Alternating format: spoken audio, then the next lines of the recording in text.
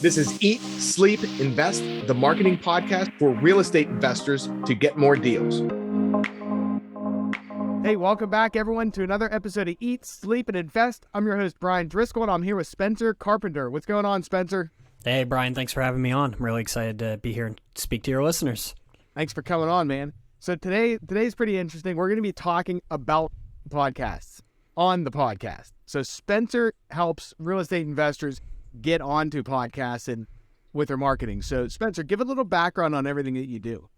Yeah. So I was in the music industry for 15 years, and I started off booking concerts in my hometown because my cousins wouldn't let me into their band, and I still wanted to be involved. And I kind of grew that up to doing multi-day music conferences and festivals and running a couple record labels and stuff like that.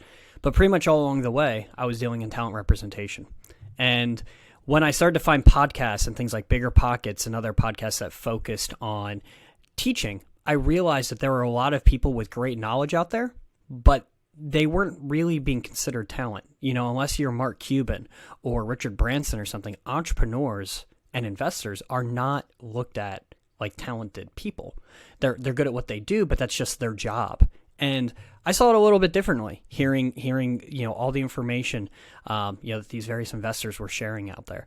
And so then when COVID shut down my industry, I recognized it wasn't just affecting artists, but it was affecting anybody that needed conferences or meetups or anything like that as a way to drive business through in-person interaction. And I saw podcasts as a way for these people to, quote, perform while stuck in quarantine. And it turns out it's just something people need all the time. So, I've booked over 800 interviews in the last 2.5 years for over 100 clients, ranging from real estate investors to startups, other types of investors and entrepreneurs. But I specialize in that real estate investor space. Okay, and that's interesting too, because especially looking at entrepreneurs as talent, because most people in business we're just hustling. It's like we're just work things like that. But there are so many people out there in the world that want to know what what they know, like extract what's in their head. Podcasts are a great avenue for that. Mm-hmm. And, there are a handful of companies that do what I do, but they are definitely more built around people that just kind of have like a communications degree or something like that, or a marketing degree. Whereas I'm an entrepreneur myself. I have, I do invest in real estate. I've owned numerous businesses, and I love hearing the different ways people make money and how they get their advantage. And so I'm really able to take from that, and also just all the stories I've heard in the real estate space, I'm able to pull from that what's the unique story that just the average person that maybe doesn't care about entrepreneurship or investing is going to miss. And so that's how I've really been able to help a lot of people create like a good value proposition when getting them booked on podcasts. Now, okay, let's break this down for everyone listening. So there's two ways for podcasts, right? You can be a guest or you can host a podcast. Like, what do you see the benefits, the pros and cons of each? Sure. So when you're a host, the great thing is you're in control of who you're talking to. You're in control of the subject matter of the day. You have the benefit, if you want, of talking about each update from the Federal Reserve every 6 weeks if you choose to, because you're the host and you get to do what you want with the show. Whereas if you're the guest, you kind of have to cater to what you believe the host wants to hear. And so, but back to pros for being a host though, it's obviously a funnel for your business. You become the tastemaker for your community.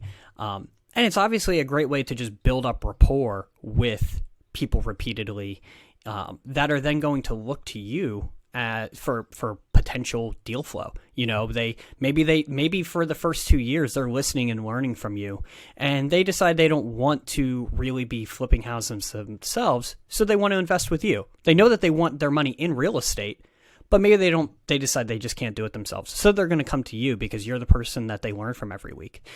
And then the flip side of that, being the guest, you get to use that host platform. You get to be put in front of their people. You get elevated by that host for having you on as a subject matter expert. And I just, going back to, just this broader idea of marketing and being, an authority or having credibility in a space. The great thing about podcasts as a whole is it's not disruptive marketing through running 30 or 60-second ads on Instagram or Facebook.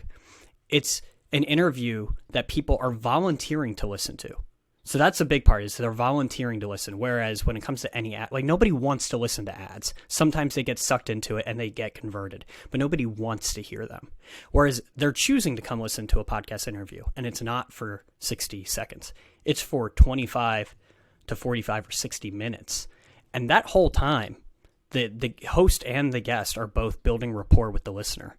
And so in that time, if maybe the listener decides that they want what the host or the guest has to sell, not that the platform is necessarily meant to be selling, it's a really warm lead.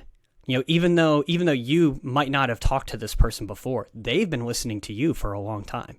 The first time I met a host of a show I really liked, we went and got dinner, and I kept having to remind myself that he didn't know my background. I'd say like, oh yeah, you remember like a year ago I was doing this. He's like, no, I don't know. We just met. But like I knew everything about his life and what he, his past and what he does.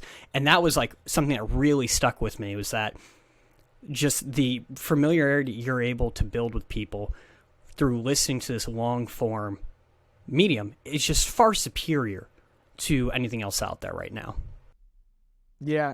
And I got into podcasts, and I don't know if I ever told you when we were talking, but I got into podcasts just because I wanted to start getting a message out, and I wanted to learn how to talk on camera, right?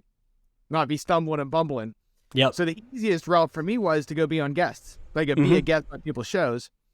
And then eventually I'm like, you know what? I want to talk about the stuff I want to talk about, and I want to pick who I talk to. So we started this show, and the whole reason was just to talk on camera, but the byproduct was I get to talk to really smart people and pick who I talk to all the time. Yep. Like if you have your own show, you get to pick people would like to be on the show, and you're talking to people that normally would not answer the phone if you just called them up. And if you were to compare it towards something like building a community elsewhere, let's just say you decide the route you wanted to go is building a Facebook community. You're not going to get like really reputable people to come spend their time on your platform, just interacting with the posts on there. It's going to be you. The work is going to be you and the people that you build rapport with. But most people are willing to accept an interview on a podcast. If you're lending them that platform and something that they can then repurpose the content, or it's something that they can post about, or they just know that, like, again, going back to the idea of ads, once ads run up, that ad spend is done, the ad is done. Whereas podcasts last forever. And a show could blow up and then people start listening to the back catalog of it. And that continues to grow leads for people from interviews they did years prior. Yeah. One other thing too, from an SEO standpoint, when you go on a podcast, if your website link is in those show notes, it's distributed on iTunes, all the different channels there too. So you do get a byproduct even just from getting links to your website. So not just that, but every single interview is titled differently. And so I don't know if you've ever, run a press release or something through one of those marketing companies that'll put you on like Yahoo Finance or something like that. There are lots of people that are getting their, a quote feature on these various online platforms, but it's really a pay-to-play press release, and it gets distributed to 300, websites that may or may not take it down after a month, but it's always the same title. Whereas if you do 10 podcasts, they're all going to be completely unique. Your conversation could be fairly similar, but the pack links are all unique. And especially for anyone raising money, or someone that has to worry about what their credibility looks like, being able to have SEO results that isn't just what you wrote about yourself on your website and what you wrote about yourself on your LinkedIn and having your Instagram come up, these like unique conversations coming up showing that you are a subject matter expert is really powerful. That's a good point too, because people dealing with you will Google your name, and if they're going to see your website, your Facebook, but if they see 4 more things with different videos talking to different people, it's like, oh, this guy must know what he's talking about. I love looking at people's websites. I'm like, man, they are really complimentary about themselves in their bio. It's nice to see when someone else can affirm it though. Right. So okay. So say we have a big audience of real estate investors, and I know everyone's busy, right? Say someone wants to start getting onto podcasts. Where do they even start? Like, do they start emailing podcasts or look them up, or what would someone do if they wanted to do this on their own? Yeah, I mean, obviously being able to interact with people on like Instagram or something like that in the DMs is a great way just to get to know people. But if you're going to go the traditional route of like cold outreach through email or something like that, it's really important that you have that value proposition laid out. You can't go to any show and say, I can talk about the burr strategy. I can talk about flipping.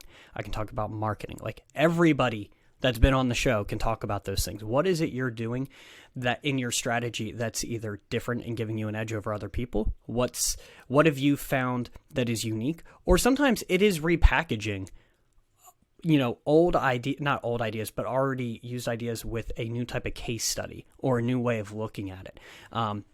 Example of that being like I did have a wholesaler that had been doing deals for about a year. And so like, his business wasn't massive. We had to figure out how are we going to get him attention. And at one point he mentioned that he had $100,000 in wholesale fees come in while he was on vacation. And so it wasn't because he had some like groundbreaking, technology or something like that. He hired well. He had good systems and 3 well-trained employees. And so that was able, every real estate show is going to bring up systems once a quarter, every 2 months or something. It's how do you do it in a sexy way that isn't forced. And so being able to use the case study of like, when you do this, you too can be on vacation and still have $100,000 in fees come in and you're not working for it. That was how we were able to get him some attention, is just repackaging that old idea into a new, into something that was a little bit, catchy. And so that figuring out what that is for you, that's really important. Someone in the commercial space said to me, they were talking about how much commercial space they have. And he's like, we have however many hundred thousands of square feet in warehouse space. And he's like, you know how many toilets I would have to be in charge of if that was multifamily? And I was like, whoa, like lots of people understand the benefits and pros and cons of both types. That's why they decide to get into whichever one they're in. But I was like, just thinking about that one thing, you have so much less plumbing to deal with that amount of warehouse space versus multifamily. And that's what did it for him. That's why he's like, I want to be in commercial. And I'm like, that's a perspective that maybe to someone that's listening to the show that doesn't know where they want to go would really value. And like, do I want tenants? Do I want to deal with toilets, that need to be, unclogged or whatever, whatever else goes wrong in multifamily? And that was just like one thing. And that in an interview could be the whole 60 seconds that makes the whole interview worth it for the person listening. So are you saying whenever if you're going to do the cold outreach approach, when you outreach, have these specific things that make you different in the email? Yeah, and again, it doesn't always have to be this groundbreaking thing. It's just a way of looking at it that is going to stand out from other people. I was telling you before this, one of the people you had on your show that I work with is Jerome Maldonado, and they are taking warehouse space that they own and filling it with e-commerce brands that they own, which increases the value of the commercial property while they're also making money from the e-commerce side. Now, plenty of people have talked about buying strip malls and putting in a hair salon or a laundromat or something like that to stabilize their own property.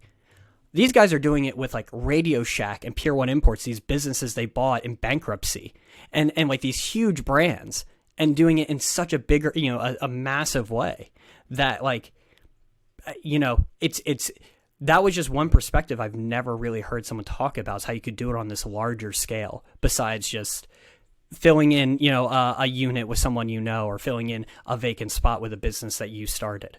And so, yeah, it wasn't new. It's just the way they're doing it is different than other people. Right. Now, so say someone's going to do cold outreach and they email wherever, and then, hey, my name's whatever. Like, what do they, like, I know I have a bio, and then eventually I found when being on a guest too, I put like 30 questions after too. It's like, okay, here's my bio. Here's what I'm good at. Here's some questions that I can answer, things like that to kind of tee them up. Even being a host, like when I have people on, it's nice when people give me questions. Yep. Because I don't know some of the people coming on personally. So, but what do you think people can do to get the highest hit rate on people coming back and saying, yeah, we'd like to have you as a guest on our podcast?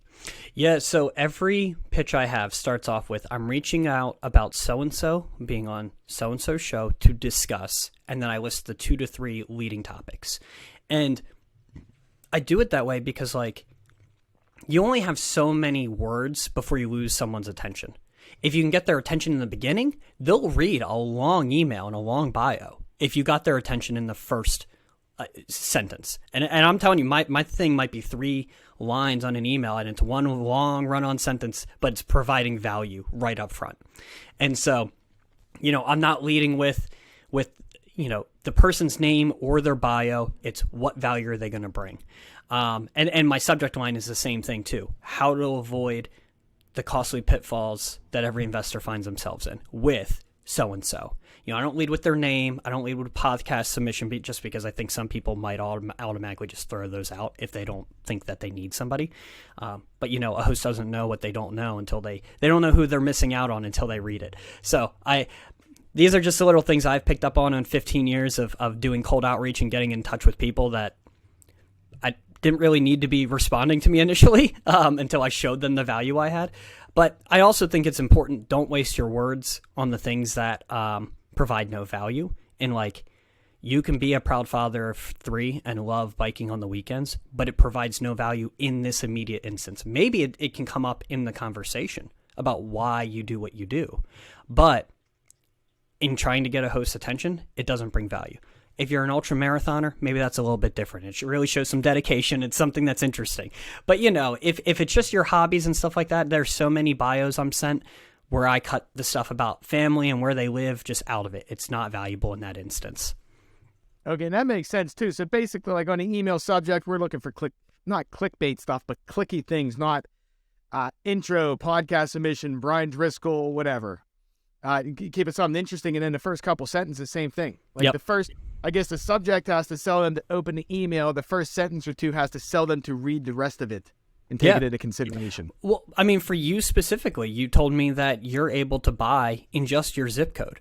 I remember one of the first Bigger Pockets interviews I talked about was someone saying, I don't want to have to drive more than 15 minutes to be able to get to my property or to get the supplies to fix the property. That was probably episode 4 or something like that.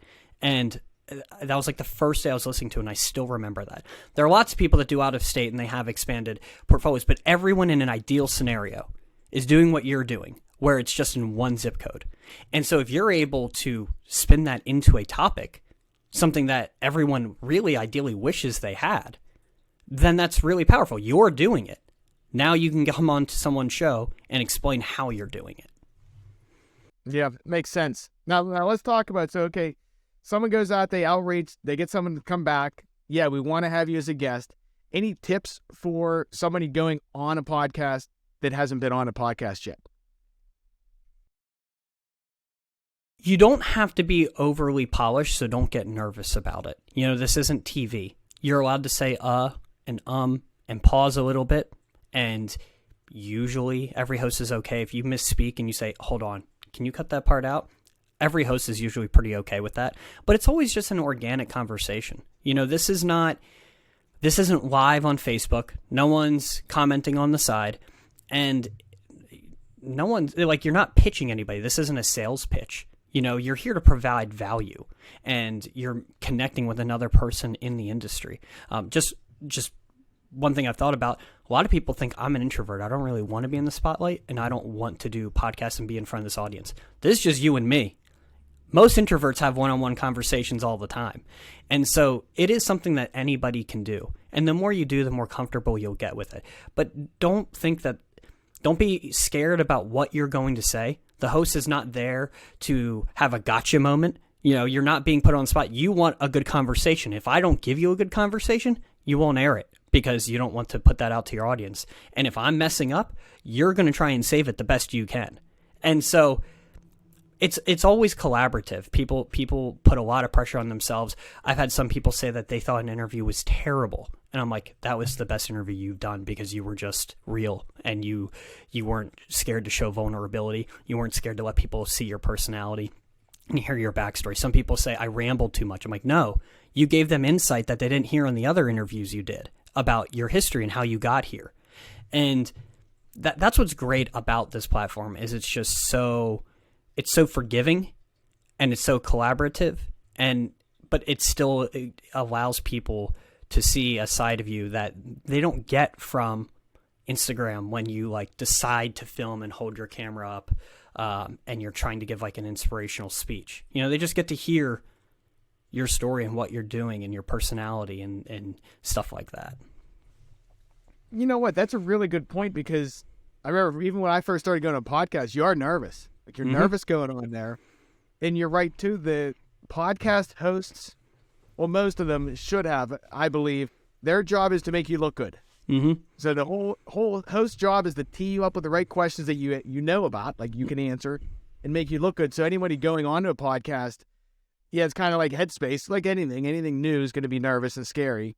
But yeah, you just go on and you're right. It's like a one-on-one conversations, nothing to get crazy about. And if you're keeping your finger on the pulse of like new shows coming up, maybe they've only done a couple dozen interviews, like they are still new too. That's low-hanging fruit for you to go pitch yourself. In that specific scenario, you can say, I really have the bulletproof method for the BRRRR strategy. If they haven't talked about it already, then you're good. But I'm just saying, if you're going to a show that's already done a year's worth of interviews, don't think you can just walk in there with the most basic and broad topic. But that's beside the point. The low-hanging fruit of like just connect with other shows that are new. They're also getting their bearings. Say, you can convey to the host, I'm a little bit nervous. I'm sorry. They'll be like, don't be. They're gonna tell you how they're feeling as well. They're gonna work with you with it, on it. So, right. This really is a platform that anybody can engage with. So basically, if you're thinking about going on podcasts, go on a couple, see how it works. Dip your toe in, the water's good, Exactly. Now, okay, so people go on a podcast, you're a guest. Usually about a month later, you're going to get an email with clips to the show, images, things like that. Like, what do people do with that content after? Like, what do you see people getting the most benefit from? First and foremost, go leave that show a 5-star review. A show that has more reviews is going to make you look better, and the host is really going to appreciate it. The only way their show can grow, or your interview can grow, is if their show grows. Then, yeah, you want to be able to post it on your Facebook, your LinkedIn, your Instagram, whatever it might be. I've never had a host say no if I reached out and asked them for the raw file so that you can chop it up even further. Not all shows are going to give you that. Not all shows even let you know your interview is live. Some then create an image and some create like a video. But if they don't, you can always ask for it and get it done. And maybe you have someone on your team, or maybe you have a marketing company or a VA that you can hire to handle stuff like this. But one thing I think a lot of people, they love to talk about their social media presence and how they can create content and stuff like that. But I think at the minimum, if you have like an email list, just being able to advertise to your list of people that you were on a show does two things. For current investors, it reaffirms their decision. They see that you're being brought on. They feel comfortable with you. But your list is likely also made up with people that you had calls with that never invested with you. They're sitting on the fence. They're keeping their eyes open. And let's just say it's a year later after you talk to someone on the phone and they didn't invest, but they see you've been on one podcast a month and you're someone that is getting these invites and having this credibility. That might actually convince them to call you back again. Or maybe they get to go listen to that podcast where you're not pitching them and they feel they can get a little more of a feel for who you are without being on guard. The whole thing I feel about the no pitch scenario of being on podcasts is like, I've signed up and agreed to do calls where someone's going to sell me something. I still don't like it. Even if like I knew that that's what they're there to do. As soon as they say something like, I really like you, I'm going to give you a discount. That's great. They're giving me a discount. I still feel cynical. I'm like, this is just part of their sales routine. It feels weird to me. That's just how I am. But if you're on a podcast, you're not pitching anybody. There's no pressure. There's no guard up because it's just that conversation. And so that's something where like you could even reach out to people that maybe are still kind of a warm lead, but they have gone dark a little bit and just be like, hey, I did this interview. If you want to check it out, I appreciate it. And give me your feedback or something like that. Maybe you have a little bit of familiarity with them, but they still haven't come on board. That's something you could easily do is you just text them the link and be like, check out this interview I did. And maybe that's something that like pushes them over the edge a little bit. Yeah, and you're right too, emailing your list because you're just delivering value. Like even on our email list of motivated leads, like we very rarely send a sales email. It's always, we send a lot of podcasts because it's value-based. We want to benefit our users, and it builds our credibility at the same time. And you're staying in front of people without, hey, do you want to sign up? Do you want to do this? It's like, hey, you know what?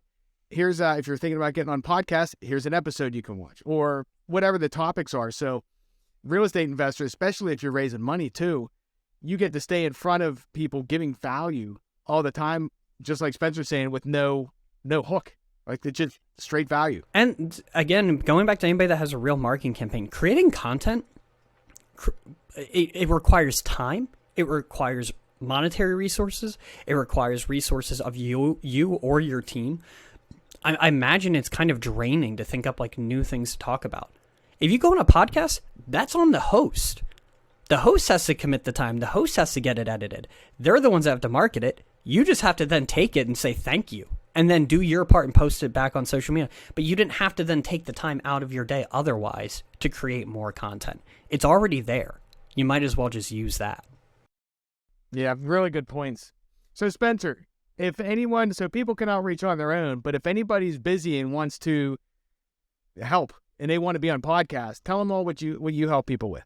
Yeah, so that is my primary thing, is I get people booked on podcasts. And, I represent over 24 investors, getting them booked on high-level real estate podcasts, or podcasts sometimes not in real estate, but focus on investing, where you're getting in front of people that aren't already in the community of real estate investing. And so, I really help people get that pitch together, get those unique value proposition topics pointed out, and then I handle all the outreach. I handle the scheduling, I handle the follow-up, and managing of that schedule to make sure that people are getting on the best shows possible. And that's what I do. I came into, I found this industry, and I looked at all of these people as talented individuals, and that's what I try to bring to my clients, is this feeling of, they're talented. They should be busy building their business, not focused on doing outreach for podcasts. They shouldn't be the ones that are researching what's a good show. Me starting this business, the first month was every single day cataloging thousands of podcasts across real estate, entrepreneurship, business, health, whatever it might have been. And that's because I was unemployed and my music industry had just been shut down. The people with a real business, they don't have time for that crap. That's what I'm here for. I've already done all the work, and it should not be their job to focus on things like that. They should be focused on building their portfolio. So I supplement their efforts that way. Yeah, that's cool. And you know what? It is really hard. I tried doing outreach once on my own. You got to know what you're doing, or it's just gonna be a time suck. And it's a follow-up game. If it was hard enough coming up with the time to do the outreach to start, managing the follow-up is also difficult. I mean, that's why CRMs exist, but the CRMs should not, that. Again, that's just not a good use of your time. The time you spent doing that follow-up should have been spent on a call with a potential investor, or someone with a deal. Right. What's the best way for people to reach out to you? Yeah, so company is called Outlier Audio. You can just go to outlieraudio.com, outlieraudio.com. And then we're also on Instagram, Outlier Audio. And then my personal Instagram is where I actually do a lot of my business. And it's just my name, Spencer Carpenter. All right, cool, man. Hey, well, thanks for coming on. Hey, what's your favorite book? Favorite book? It's not gonna be a business book. I've read Harry Potter series 8 times. Well, growing up, it's still one of my favorite stories. I know that's not what you're supposed to say on a real estate or business show, but that captures me more than anything else. I like it. Yeah, I always like asking people what's their top book, because I just like seeing what people are reading out there. Yeah, I'm reading Dune right now. I'm kind of I listen to podcasts to get my learning, but when I read, I want to some fantasies, something that's not real. You know what? I hear that from a lot of people too. They're like, you know what? When I'm reading, I'm trying to take a break. Yeah. That's how you get me, is to get me engaged with it is something that's going to capture my imagination, not talk to me about numbers and stuff, which I'm already doing the rest of the day.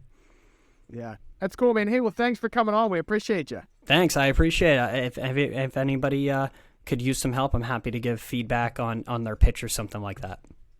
Yeah, anyone thinking about going on a podcast, highly recommend doing it. Go try it out. It's a great way, like Spencer's saying, to make content. And you're right, too. Content's hard to make. And I know myself, if I pull out my cell phone and try making a video versus taking a clip when I'm talking to somebody else, the clip's usually going to look way more natural. Yeah, it's not there. Everyone puts a voice on, even if they don't realize it, or they can sometimes they can come off cheesy, sometimes they come off inauthentic. Whereas the interview, it's just a conversation. There's no way to cheat it, Yeah, and even with an interview too, you might be nervous for the first 3 or 5 minutes, but you're going to calm down. Yeah, you forget. You're in the conversation. Yep. So that's cool, man. Hey, well, everyone, thanks for listening. Yeah, until next time, get out there, crush it, close some deals. Hey, we'll see you, Spencer.